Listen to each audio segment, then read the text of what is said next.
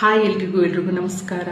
ಬಹಳ ವಿಶೇಷವಾಗಿ ಜೂನ್ 25ನೇ ತಾರೀಕಿನಂದು ಮಣ್ಣೆತ್ತಿನ ಅಮಾವಾಸ್ಯೆ ಇರತಕ್ಕಂಥದ್ದು.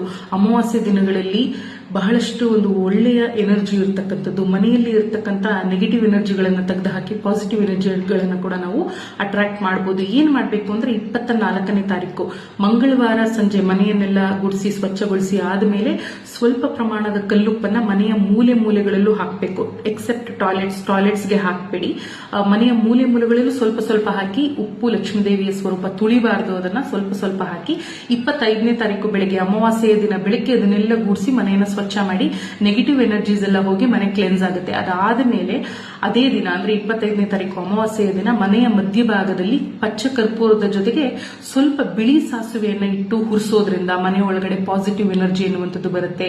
ಸೊ ನಕಾರಾತ್ಮಕ ಶಕ್ತಿಗಳೆಲ್ಲವೂ ಹೋಗಿ ಒಳ್ಳೆಯ ಎನರ್ಜಿ ಫಾರ್ಮ್ ಆಗುತ್ತೆ ಮನೆಯಲ್ಲಿ. ಇದರಿಂದ ಸಾಕಷ್ಟು ಒಳ್ಳೆಯ ವಿಚಾರಗಳು ಮನಸ್ಸಿಗೆ ಹಾಗೂ ಮನೆಯಲ್ಲಿ ನಡೆಯುವಂತದ್ದಾಗುತ್ತೆ. ನಿಮ್ಮೆಲ್ಲರಿಗೂ ಗೊತ್ತಿರೋ ಹಾಗೆ ಪ್ರತಿ ತಿಂಗಳ ಹಾಗೆ ಮ್ಯಾನಿಫೆಸ್ಟೇಷನ್ ಕ್ಲಾಸ್ ಇರ್ತಕ್ಕಂಥದ್ದು ಕೇವಲ 159 ರೂಪಾಯಿಗಳಲ್ಲಿ. ಇಂಟ್ರೆಸ್ಟ್ ಇರತಕ್ಕಂಥವ್ರು ಸ್ಕ್ರೀನ್ ಮೇಲೆ ನಂಬರ್ ಕೊಟ್ಟಿದ್ದೀನಿ, ನೀವು ಜಾಯಿನ್ ಆಗಬಹುದು. ಲಿಮಿಟೆಡ್ ಸೀಟ್ಸ್ ಇರುತ್ತೆ, ಬೇಗ ಜಾಯಿನ್ ಆಗಿ. ಜೊತೆಗೆ ಈ ಒಂದು ಸೆಷನ್ಗೆ ಬೇಕಾಗಿರ್ತಕ್ಕಂಥ ಸಾಮಗ್ರಿಗಳು ಏನು, ಯಾವ ಒಂದು ಸಮಯ ಎಲ್ಲವನ್ನ ಕೂಡ ಗ್ರೂಪ್ ನಲ್ಲಿ ತಿಳಿಸಿಕೊಡ್ಲಾಗುತ್ತೆ. ಇದು 25ನೇ ತಾರೀಕು ರಾತ್ರಿ 8 ಗಂಟೆಗೆ ಹಾಗೂ 9 ಗಂಟೆಗೆ 2 ಬ್ಯಾಚ್ ನಲ್ಲಿ ನಡೆಯುತ್ತೆ. ಜೊತೆಗೆ ಈ ಒಂದು ಮ್ಯಾನಿಫೆಸ್ಟೇಷನ್ ಸೆಷನ್ ನಲ್ಲಿ ವಾರಾಹಿ ಅಮ್ಮನವರ ನವರಾತ್ರಿಗೆ ಸಂಬಂಧಪಟ್ಟ ಹಾಗೆ ಸಾಕಷ್ಟು ಶುಭ ಮಂತ್ರಗಳನ್ನ ಹೇಳ್ಕೊಡುವಂಥದ್ದು, ಹಾಗೆ ವಾರಾಹಿ ಅಮ್ಮನವರಿಗೆ ಸಂಬಂಧಪಟ್ಟ ಒಂದಷ್ಟು ವಿಚಾರಗಳನ್ನ ಹೇಳ್ಕೊಡ್ಲಾಗುತ್ತೆ ಈ ಒಂದು ಮ್ಯಾನಿಫೆಸ್ಟೇಷನ್ ಅಲ್ಲಿ. ಇಂಟ್ರೆಸ್ಟ್ ಇರ್ತಕ್ಕಂಥವ್ರಿಗೆ ಕೂಡಲೇ ಜಾಯ್ನ್ ಆಗಿ. ಎಲ್ರಿಗೂ ಒಳ್ಳೇದಾಗ್ಲಿ. ನಮಸ್ಕಾರ.